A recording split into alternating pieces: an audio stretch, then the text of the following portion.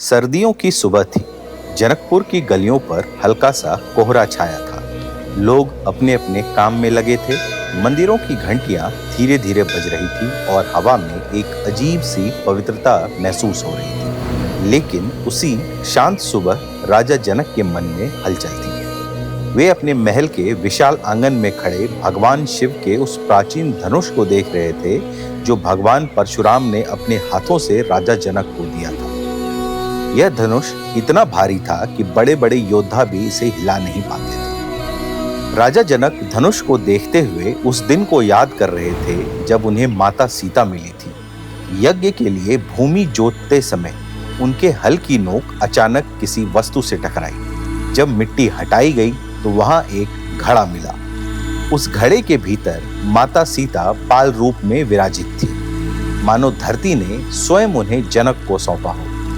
राजा जनक ने उन्हें गोद में उठाया तो जैसे उनके हृदय में एक दिव्य शांति उतर आई हो। उन्होंने उस बालिका का नाम सीता रखा क्योंकि वह धरती के गोद से जन्मी थी। सीता बड़ी हुई तो उनमें सौंदर्य से अधिक गुण दिखाई देने लगे। विनम्रता, धैर्य, शील, सरलता और एक दिव्य तेज।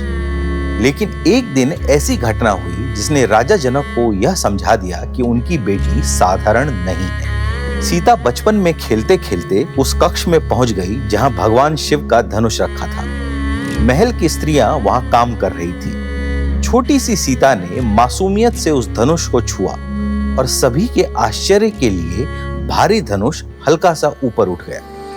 यह देखकर सब स्तब्ध रह गए। जब यह बात राजा जनक को पता चली तो उन्होंने समझ लिया कि यह कन्या ईश्वरीय शक्ति से युक्त है। इसी घटना के बाद जनक जी ने प्रतिज्ञा की कि सीता का विवाह उसी से होगा जो भगवान शिव के धनुष को उठाकर तान सके। इसके बाद स्वयंवर की घोषणा हुई। दूर दूर के देश राज्य से राजा और योद्धा जनकपुर आए, लेकिन चाहे कोई कितना भी बलवान क्यों ना हो, धनुष को हिला तक नहीं पाया। धीरे धीरे जनक जी के मन में चिंता बढ़ने लगी। उन्हें लगा कि शायद सीता के भाग्य में विवाह है ही नहीं। इसी बीच जनकपुर के द्वार पर एक दिव्य ज्योति उठी। ऋषि विश्वामित्र अपने दो तेजस्वी शिष्यों राम और लक्ष्मण को लेकर जनकपुर पहुंचे। राम जी का शरीर तेज से भरा था, लेकिन मन विनम्र था। लक्ष्मण के चेहरे पर ऊर्जा थी, लेकिन व्यवहार में सीमा और मर्यादा भी। सभा में जब विश्वामित्र ने कहा, राम धनुष उठाओ, तो राम जी ने दोनों हाथ जोड़कर गुरुदेव को प्रणाम किया और कहा कि आपकी आज्ञा ही मेरे लिए सबसे बड़ा आदेश है। राम जी धनुष के पास गए। सभा में पूर्ण शांति थी। सभी की निगाहें उन्हीं पर टिकी थी। राम जी ने बहुत साधारण भाव से धनुष को उठाया, मानो वर्षों से उनका ही हो, और अगले ही क्षण उन्होंने उसे तान दिया। उसी पल धनुष तेज आवाज के साथ टूट गया। पूरा मंडप गूंज उठा। लोग आश्चर्य से राम जी की ओर देख रहे थे। राजा जनक की आंखों में राहत और प्रसन्नता के आंसू आ गए। उन्हें महसूस हुआ कि उनकी प्रतिज्ञा अब पूरी हुई है। उसी समय महल की खिड़की से माता सीता ने यह दृश्य देखा। उनकी आंखें राम जी पर टिक गईं। यह पहली नजर प्यार की नहीं थी, बल्कि पहली नजर एक पहचान की थी, जैसे आत्मा ने आत्मा को पहचान लिया हो। राजा जनक ने तुरंत अयोध्या संदेश भिजवाया। राजा दशरथ अपने तीनों पुत्रों, रानियों और पूरे राज परिवार के साथ जनकपुर पहुंचे। जनकपुर उत्सव में डूब गया। गलियों में फूल बिछाए गए, पूरी नगर में दीपों की कतारें जली और महिलाएं मंगल गीत गाने लगी। विवाह का दिन आया मार्गशीर्ष शुक्ल पक्ष की पंचमी को, वही दिन जिसे आज हम विवाह पंचमी के रूप में मनाते हैं। यह दिन सिर्फ शुभ नहीं बल्कि पृथ्वी और धर्म के मिलन का दिन था। सीता जी सुंदर लाल पीले वस्त्रों से सजी थी।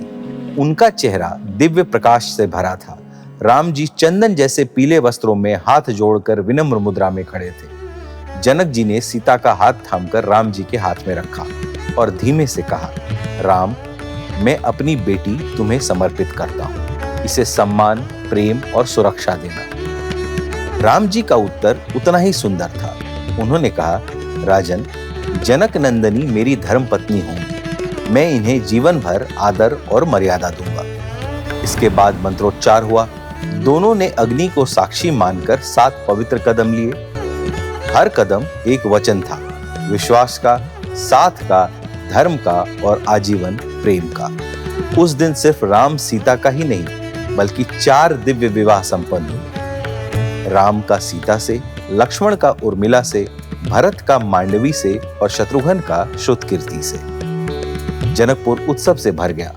गीत, नृत्य, भजन, चारों ओर आनंद ही आनंद था। जब रथ अयोध्या लौटने लगा, सीता जी ने आखिरी बार जनकपुर की ओर देखा। उनकी आंखों में नमी थी, पर चेहरा शांत था। राजा जनक उनके पास आए और कहा, बेटी, यह नगर हमेशा तुम्हारा रहेगा।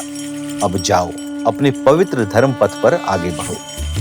सीता जी ने जनकपुर को प्रणाम किया और राम जी के साथ रथ में बैठ गए और यहीं से शुरू हुई वह यात्रा जो बाद में पूरी दुनिया के लिए प्रेम, मर्यादा और आदर्श का प्रतीक बन गई। और इसी दिव्य विवाह की स्मृति में जिस दिन श्री राम और माता सीता का पवित्र मिलन हुआ, वह दिन विवाह पंचमी के नाम से मनाया जाने लगा। यह कथा हमें सिखाती है कि विवाह केवल एक संस्कार नहीं है, यह 2 आत्माओं का ऐसा संगम है जहां प्रेम, सम्मान, विश्वास और धर्म चारों एक साथ चलते हैं। विवाह पंचमी की यही है सच्ची कथा, दिव्य, पवित्र और जीवन को दिशा देने वाली। विवाह पंचमी की पूजा करने से घर परिवार में शांति और प्यार बढ़ता है। कहा जाता है कि इस दिन राम सीता के विवाह का आशीर्वाद मिलता है, जिससे पति पत्नी के बीच समझ, भरोसा और अपनापन मजबूत होता है। जिन लड़के लड़कियों की शादी में रुकावटें आ रही हों, उनके लिए भी यह दिन बहुत शुभ माना जाता है। पूजा करने से मन शांत होता है, घर में अच्छा माहौल बनता है और परिवार में सुख समृद्धि आती है। लोग मानते हैं कि विवाह पंचमी से भगवान की कृपा भी मिलती है और जीवन में खुशहाली बढ़ती है। तो बोलो जय सिया राम।